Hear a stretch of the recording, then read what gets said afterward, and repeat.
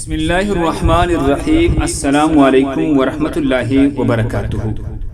ناظرین گرامی، ریئل واقعات یوٹیوب چینل کی طرف سے آپ سب خواتین و ناظرین کو خوش آمدید۔ حضرت یونس علیہ السلام اور مچھلی کا واقعہ۔ حضرت یونس علیہ السلام بستی سے باہر اس انتظار میں تھے کہ اب اس قوم پر عذاب نازل ہوگا۔ ان کی توبہ و استغفار کا حال ان کو معلوم نہ تھا۔ جب عذاب ٹل گیا تو ان کو فکر ہوئی کہ مجھے جھوٹا قرار دیا جائے گا، کیونکہ میں نے اعلان کیا تھا کہ 3 دن کے اندر عذاب آ جائے گا۔ اس قوم میں قانون یہ تھا کہ جس شخص کا جھوٹ معلوم ہو اور وہ اپنے کلام پر کوئی شہادت نہ پیش کرے تو اس کو قتل کر دیا جاتا تھا۔ یونس علیہ السلام کو فکر ہوئی کہ مجھے جھوٹا قرار دے کر قتل کر دیا جائے گا۔ انبیاء علیہ السلام ہر گناہ معصیت سے معصوم ہوتے ہیں، مگر انسانی فطرت و طبیعت سے جدا نہیں ہوتے۔ اس وقت یونس علیہ السلام کو طبعی طور پر یہ خیال آیا کہ میں نے بحکم الہی اعلان کیا تھا اور اب میں اعلان کی وجہ سے جھوٹا قرار دیا جاؤں گا۔ اپنی جگہ واپس جاؤ تو کس منہ سے جاؤ اور قوم کے قانون کے مطابق گردن زدنی بنو۔ اس رنج و غم اور پریشانی کے عالم میں اس شہر سے نکل جانے کا ارادہ کر کے چل دی، یہاں تک کہ بحر روم کے کنارے پر پہنچ گئی۔ وہاں ایک کشتی دیکھی جس میں لوگ سوار ہو رہے تھے۔ یونس علیہ السلام کو ان لوگوں نے پہچان لیا اور بغیر کرایہ کے سوار کر لیا۔ کشتی روانہ ہو کر جب وسط دریا میں پہنچ گئی تو دفاتن ٹھہر گئی، نہ آگے بڑھتی ہے نہ پیچھے چلتی ہے۔ کشتی والوں نے منادی کی کہ ہمارے اس کشتی کی منجانب اللہ یہی شان ہے کہ جب اس میں کوئی ظالم گناہگار یا باغا ہوا غلام سوار ہو جاتا ہے تو یہ کشتی خود بخود رک جاتی ہے۔ اس آدمی کو ظاہر کر دینا چاہیے تاکہ ایک آدمی کی وجہ سے سب پر مصیبت نہ آئے۔ حضرت یونس علیہ السلام بول اٹھے کہ اوہ باغا ہوا غلام گناہگار میں ہوں، کیونکہ اپنے شہر سے غائب ہو کر کشتی میں سوار ہونا ایک طبی خوف کی وجہ سے تھا، بے اذن الہی نہ تھا۔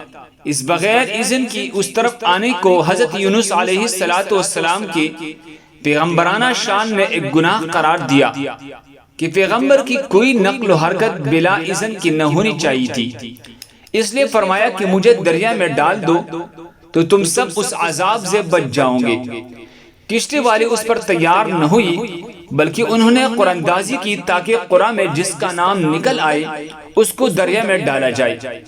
اتفاقاً قرآن اندازی میں حضرت یونس علیہ السلام کا نام نکل آیا۔ ان لوگوں کو اس پر تعجب ہوا تو کئی مرتبہ قرآن اندازی کی، ہر مرتبہ بحکم قضا حضرت یونس علیہ السلام کا ہی نام آتا رہا۔ قرآن کریم میں اس قرآن اندازی اور اس میں یونس علیہ السلام کا نام نکلنے کا ذکر موجود ہے۔ فَسَاهَمَا فَكَانَ مِنَ الْمُدْحَضِينَ۔ یونس علیہ السلام کے ساتھ حق تعالیٰ کا یہ معاملہ ان کی مخصوص پیغمبرانہ مقام کی وجہ سے تھا۔ اگرچہ انہوں نے اللہ کی کسی حکم کی خلاف ورزی نہیں کی تھی جس کو گناہ اور معصیت کہا جاتا ہے، اور کسی پیغمبر سے اس کا امکان نہیں کیونکہ وہ معصوم ہوتے ہیں، لیکن پیغمبر کی مقام بلند کے مناسب نہ تھا کہ محض خوف طبعی سے کسی جگہ بغیر اذن خداوندی منتقل ہو جاوے۔ اس خلاف شان عمل پر بطور عتاب یہ معاملہ کیا گیا۔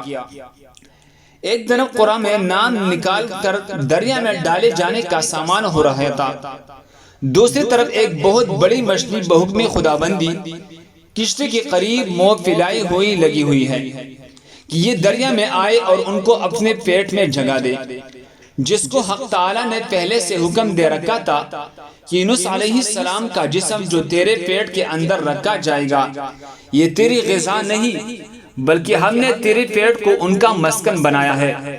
یونس علیہ السلام دریا میں گئی تو فوراً اس مچھلی نے منہ میں لے لیا۔ حضرت عبداللہ بن مسعود رضی اللہ عنہ نے فرمایا کہ یونس علیہ السلام اس مچھلی کے پیٹ میں 40 روز رہے، یہ ان کو زمین کے تہ تک لے جاتے اور دور دراز کی مسافتوں میں پھراتے رہے۔ بعض حضرات نے 7، بعض نے 5 دن، بعض نے 1 دن کے چند گھنٹے مچھلی کے پیٹ میں رہنے کی مدت بتلائی ہے۔ حقیقت حال حق تعالیٰ کو معلوم ہے۔ اس حالت میں حضرت یونس علیہ السلام نے یہ دعا کی، لا الہ الا انت سبحانک انی کنت من الظالمین۔ اللہ تعالیٰ نے اس دعا کو قبول فرما لیا اور بالکل صحیح سالم یونس علیہ السلام کو دریا کے کنارے پر ڈال دیا۔ مچھلی کے پیٹ کی گرمی سے ان کی بدن پر کوئی بال نہ رہا تھا۔ اللہ تعالیٰ نے ان کے قریب ایک کدو کا پودا لگا دیا، جن کے پتوں کا سایہ بھی حضرت یونس علیہ السلام کے لیے ایک راحت بن گیا، اور ایک جنگلی بکری کو اللہ تعالیٰ نے اشارہ فرما دیا کہ وہ صبح و شام ان کے پاس آ کھڑے ہوتے اور وہ اس کا دودھ پی لیتے تھے۔ اس طرح حضرت یونس علیہ السلام کو اس لغزش پر تنبیہ بھی ہو گئی اور بعد میں ان کی قوم کو بھی پورا حال معلوم ہو گیا۔ اللہ ہم سب کو اس پر عمل کرنے کی توفیق عطا فرمائے۔ جزاکم اللہ۔